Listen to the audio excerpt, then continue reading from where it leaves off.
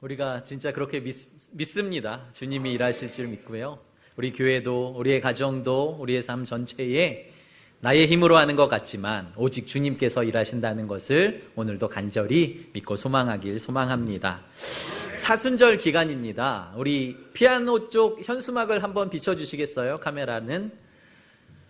사순절 현수막이 너무 이쁘게 잘 만드셨죠? 네, 우리 세종 형제가 디자인해 주셔서 멋지게 만들어 주셔서 감사합니다.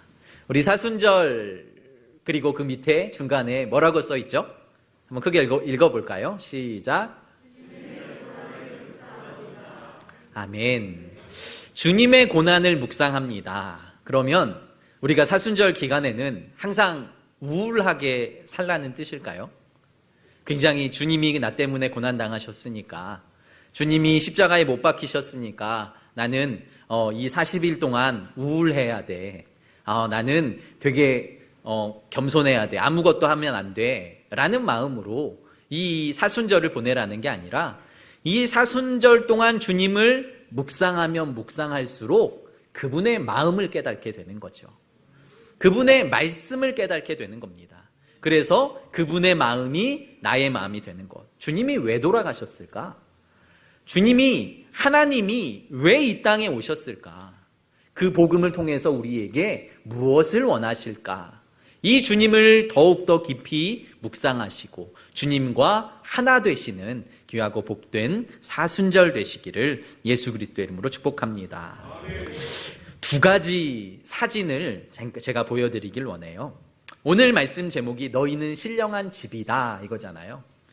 아주 멋지고 화려한 스페인 바르셀로나에 있는 파밀리아 성전입니다. 이 파밀리아 성전은 아직도 지어지고 있는, 그러니까 1882년부터 준공하고 짓기 시작했는데요. 지금까지 140년이 지난 지금까지도 완공되지 않고 지어지고 있는 성전. 얼마나 크고 아름답고 대단한 성전인지 아시겠죠? 수많은 사람들이 벌써 세계 문화유산으로 등재가 돼서요. 수많은 사람들이 관광을 오고 이 교회를 방문하며 이 교회를 출입합니다. 어떠한 목적으로 이 교회를 만들었을까요? 어떠한 생각으로 이 교회를 만들었을까요?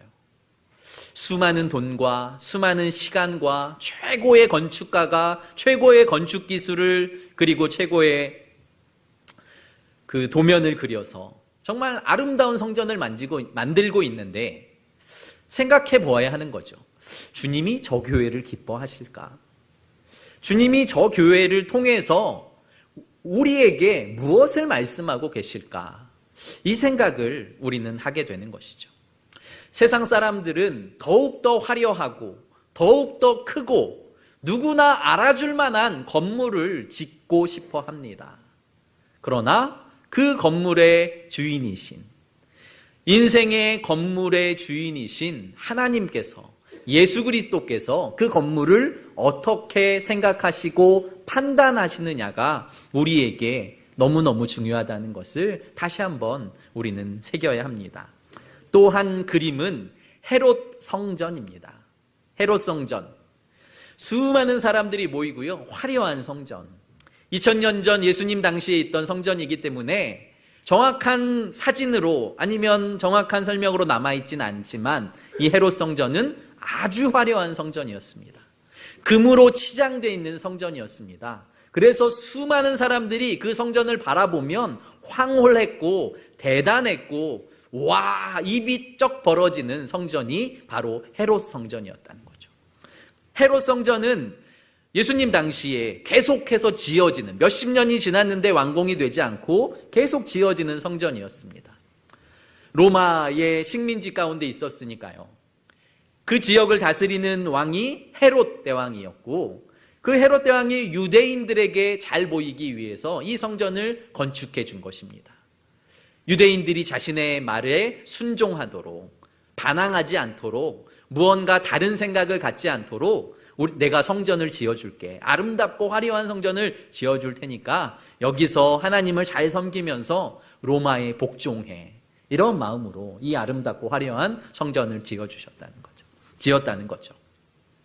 제자들과 예수님이 하루는 이 성전 앞을 지나갑니다. 부목사님이 수요 예배 말씀을 통해서 이 누가복음을 강해하거든요. 이번 주 말씀이 딱 요 말씀이었습니다. 성전을 제자들이 바라보면서 입이 벌어지는 거예요. 예수님, 저 성전 너무 아름답죠. 제 생각에는 예수님, 저 성전에서 하나님이 얼마나 기뻐하실까요? 솔로몬의 옛 영광을 회복할 성전이 아니겠습니까? 제자들이 예수님께 저 성전은 어떤가요, 예수님? 하고 계속해서 물어요. 그런데 예수님은 뜻밖의 대답을 하시는 거죠. 얼마 지나지 않으면 저 성전에 돌 위에 돌 하나 남지 않을 거다. 그 화려하고 그 아름답고 그 대단한 성전, 모든 사람들이 부러워하고 그리고 모든 사람들이 우러러보는 그 성전이 주님께서 원하시는 성전이 아니었다는 거예요. 그 성전의 주인은 하나님이 아니시라는 거죠. 그저 유대인들의 마음을 달래기 위해서 아름답고 화려하게 지어진 그 성전을 주님께서는 기뻐하시지 않았다라는 것이죠. 주님께서는 오늘 말씀은 우리를 향하여서 너희는 신령한 집이다 라고 말씀을 하세요.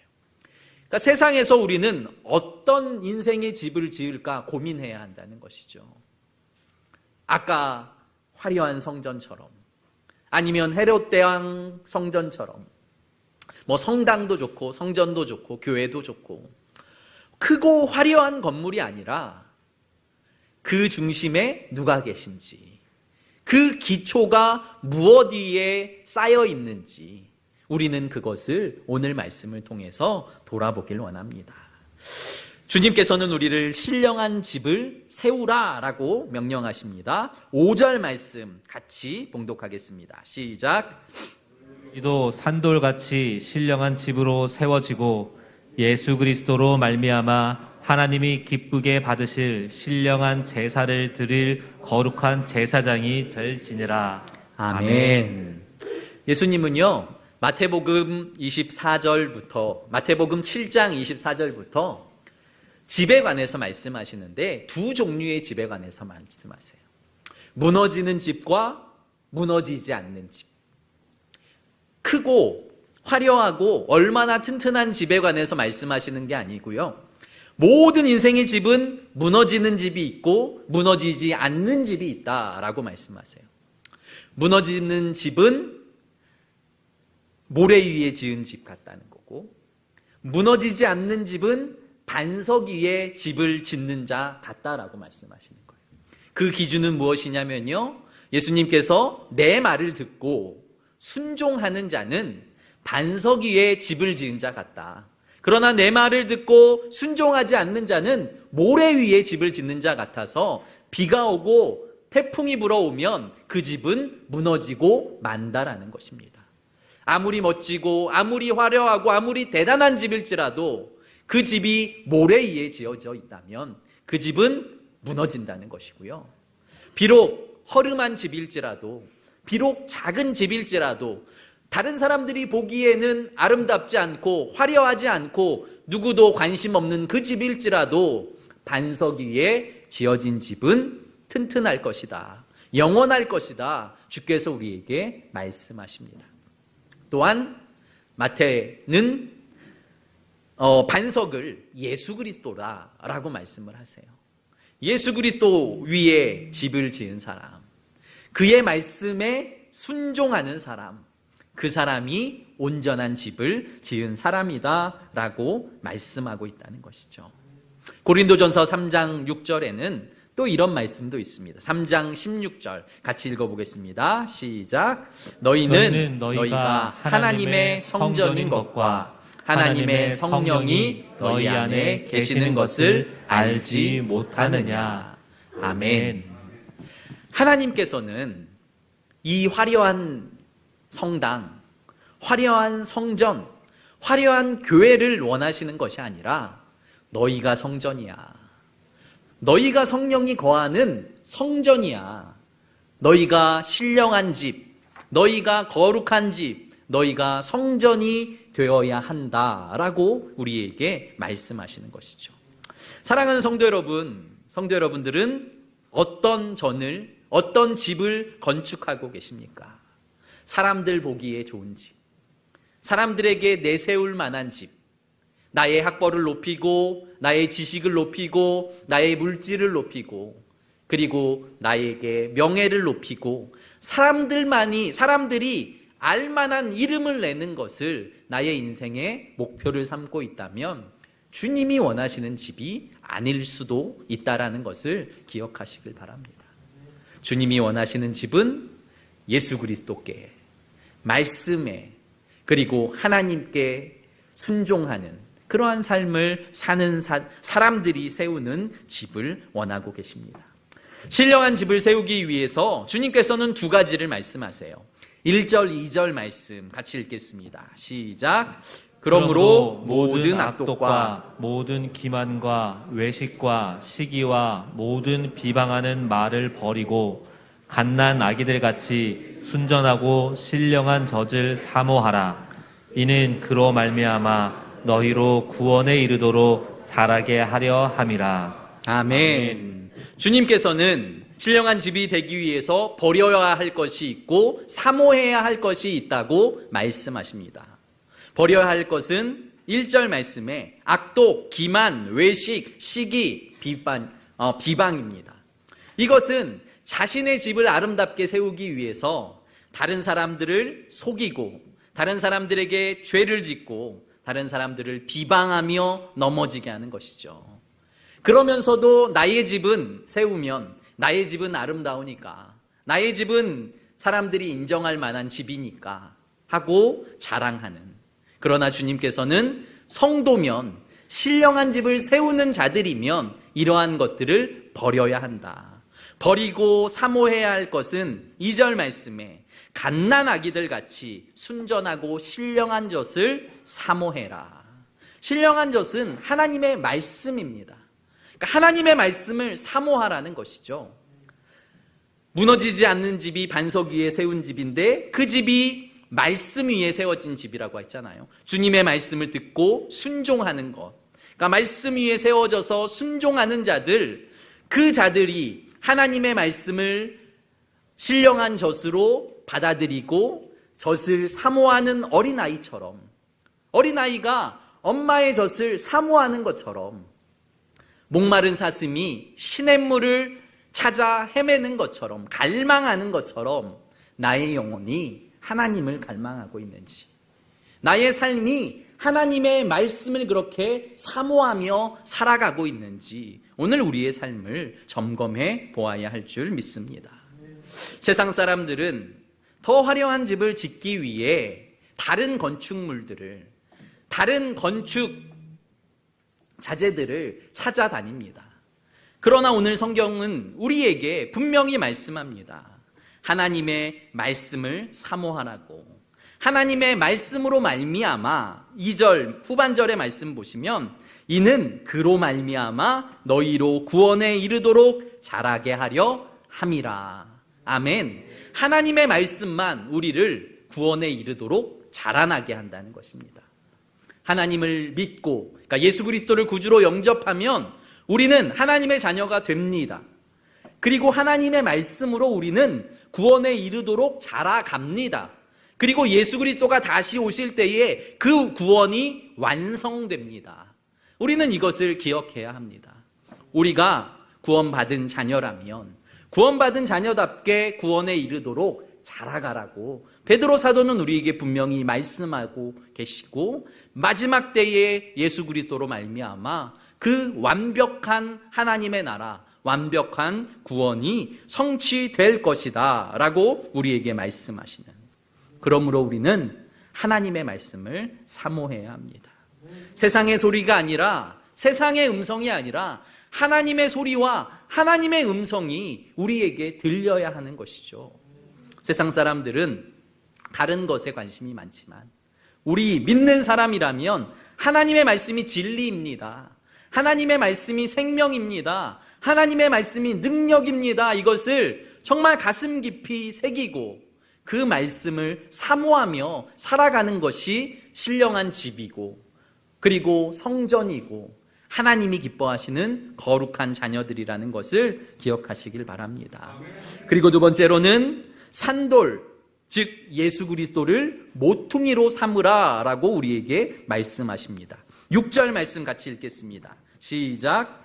성경에 기록되었으되 보라 내가 택한 보배로운 모퉁이 돌을 시온에 두노니 그를 믿는 자는 부끄러움을 당하지 아니하리라 하였으니. 아멘. 아멘. 예수 그리스도, 그분은 산돌이다라고 성경이 기록하고 있습니다. 베드로 사도는 신령한 집을 세우기 위해서는 산돌이신, 살아있는 돌이신 예수 그리스도를 모퉁이 돌로 삼아야 한다라고 말씀합니다.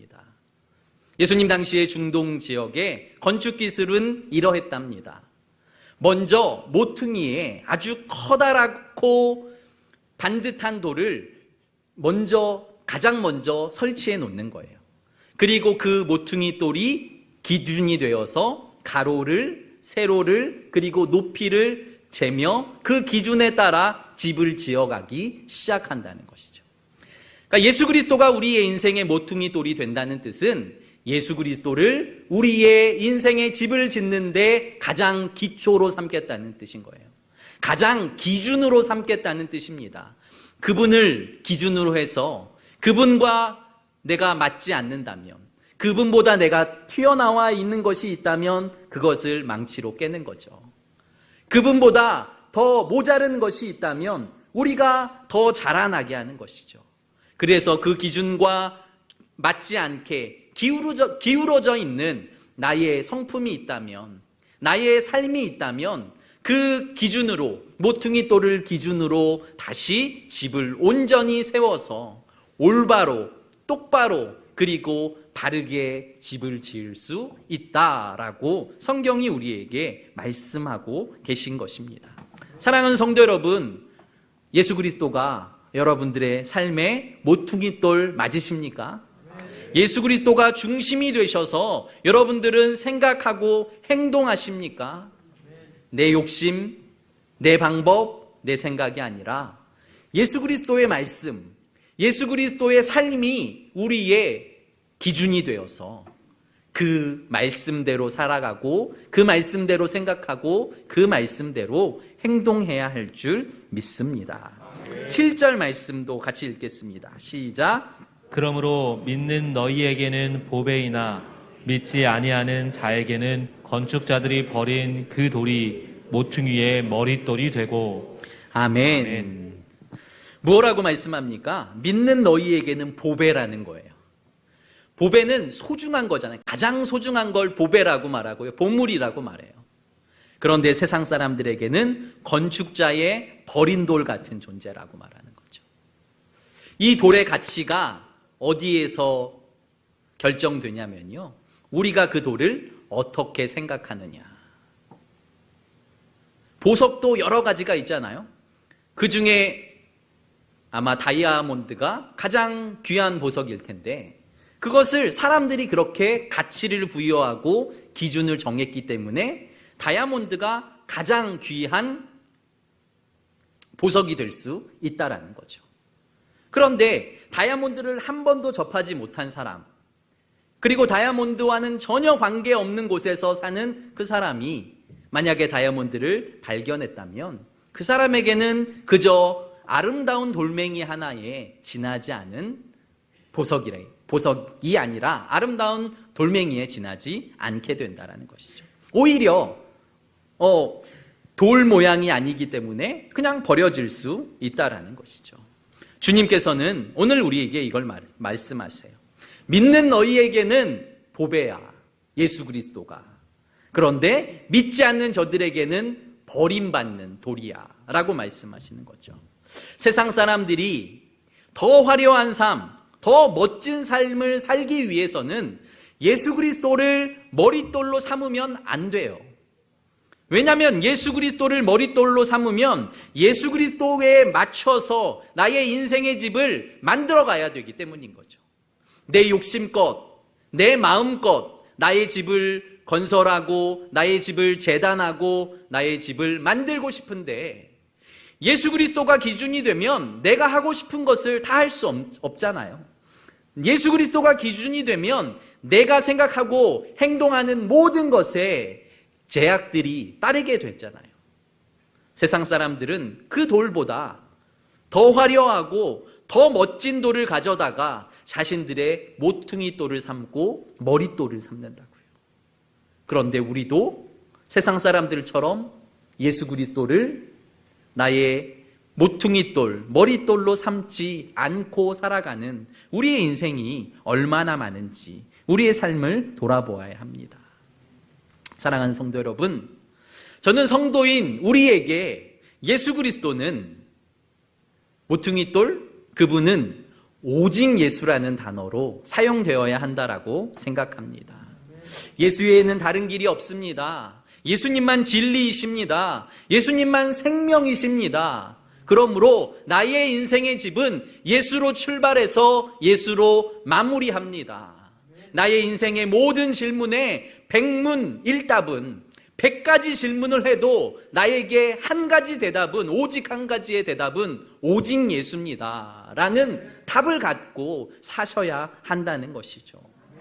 세상 사람들은 그 집이 얼마나 대단해? 그 집이 얼마나 화려해? 그 집이 2층 집이야? 3층 집이야? 이것에 관심을 둘지 모르지만 우리 주님은 그 집이 반석 위에 세워져 있냐? 그 집의 모퉁이 돌이 살아있는 돌, 오직 예수 그리스도냐? 이것에 관심이 있다라는 것이죠. 사랑하는 성도 여러분, 주님께서는 우리를 너는 신령한 집이야, 너는 성전이야 라고 우리에게 말씀하셨어요. 지금부터라도 우리의 집이 성전이 되길 원합니다. 우리 안에 다 성령이 계시잖아요. 예수 그리스도를 구주로 고백했다면 성령이 우리 안에 계시거든요. 그러면 성령에게 묻고 성령의 음성에 따라 행동하는 거죠.